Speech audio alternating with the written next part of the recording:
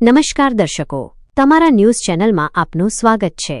રજૂ છે આજના સૌથી મોટા અને તાજા બ્રેકિંગ ન્યૂઝ। ચાલો શરૂ કરીએ આજના મુખ્ય સમાચારો સાથે। અમદાવાદ શહેરના વિવિધ વિસ્તારોમાં ધીમી ધારે વરસાદ વરસ્યો, જ્યારે સાબરકાંઠાના પ્રાંતિજ અને આસપાસના વિસ્તારોમાં પણ વરસાદ પડ્યો। વડોદરામાં ભારે વરસાદથી જળબંબાકારની સ્થિતિ સર્જાઈ, જ્યારે જામનગર અને મહીસાગર જિલ્લામાં લાંબા વિરામ બાદ ધોધમાર વરસાદ નોંધાયો। સાબરકાંઠા પંથકમાં પણ વરસાદ પડ્યો છે। ઓપરેશન સિંદૂર, ભારતની લશ્કરી શક્તિનું પ્રદર્શન। પીએમ મોદીએ જાહેરાત કરી કે ઓપરેશન સિંદૂર સંપૂર્ણ રીતે સફળ રહ્યું છે। તેમણે જણાવ્યું કે 22 મિનિટમાં આતંકવાદીઓનો ખાત્મો બોલાવવામાં આવ્યો અને દુનિયાએ ભારતની લશ્કરી શક્તિ જોઈ। તેમણે ઉમેર્યું કે નક્સલવાદનો વ્યાપ ઘટી રહ્યો છે અને ટૂંક સમયમાં ભારતને નક્સલવાદીઓથી સંપૂર્ણ મુક્તિ મળશે। આ દાયકાને તેમણે શાંતિ અને પ્રગતિનો દાયકો ગણાવ્યો। ગુજરાતમાં જમીન મહેસૂલ અને ખેડૂતો માટે રાહત।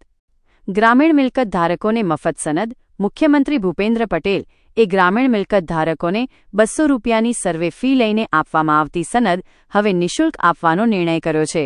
સ્વામિત્વ યોજના હેઠળ ડ્રોન ટેકનોલોજીથી ગ્રામીણ વિસ્તારોના આબાદી એરિયાની મિલકતોનો સર્વે કરીને ગ્રામ્ય પ્રજાને પ્રોપર્ટી કાર્ડ વિનામૂલ્યે આપવામાં આવશે। ડિજિટલ પેમેન્ટમાં ભારત નંબર 1। ભારત ડિજિટલ પેમેન્ટમાં સમગ્ર દુનિયામાં નંબર 1 બની ચૂક્યું છે। IMFના રિપોર્ટ અનુસાર યુપીઆઈથી દર મહિને ભારતમાં 1800 કરોડ ટ્રાન્ઝેક્શન થાય છે।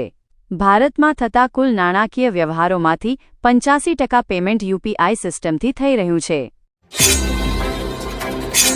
કોનેરુ હમ્પીએ રચ્યો ઇતિહાસ। ભારતીય ચેસ ખેલાડી કોનેરુ હમ્પી એ ઇતિહાસ રચ્યો છે। તે ફાઇડ મહિલા વર્લ્ડ કપની સેમીફાઇનલમાં પહોંચનારી પ્રથમ ભારતીય મહિલા ખેલાડી બની છે।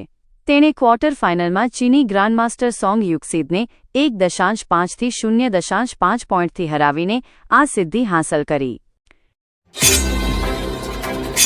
વિવાદાસ્પદ નિવેદનો અને કૌભાંડ। કાવડ યાત્રા પર વિવાદ। સંભલના સમાજવાદી પાર્ટીના ધારાસભ્ય ઇકબાલ મહેમૂદ એ કાવડ યાત્રા અંગે વિવાદાસ્પદ નિવેદન આપ્યું છે। તેમણે દાવો કર્યો છે કે કાવડ યાત્રામાં શિવ ભક્તો કરતા ગુંડાઓ વધુ છે, જેઓ તોડફોડ અને ગુંડાગીરી કરી રહ્યા છે। તેમણે સરકાર પાસે આવા લોકોને જેલમાં પૂરવાની માંગ કરી છે। આ હતા આજના મુખ્ય બ્રેકિંગ ન્યૂઝ। વધુ સમાચારો અને અપડેટ્સ માટે જોતા રહો તમારા ન્યૂઝ ચેનલ। અમને સબસ્ક્રાઇબ કરવાનું ભૂલશો નહીં અને બેલ આઇકન દબાવો, જેથી તમને નવા વિડીયોની નોટિફિકેશન મળતી રહે। ફરી મળીશું નવા સમાચારો સાથે। શુભકામનાઓ।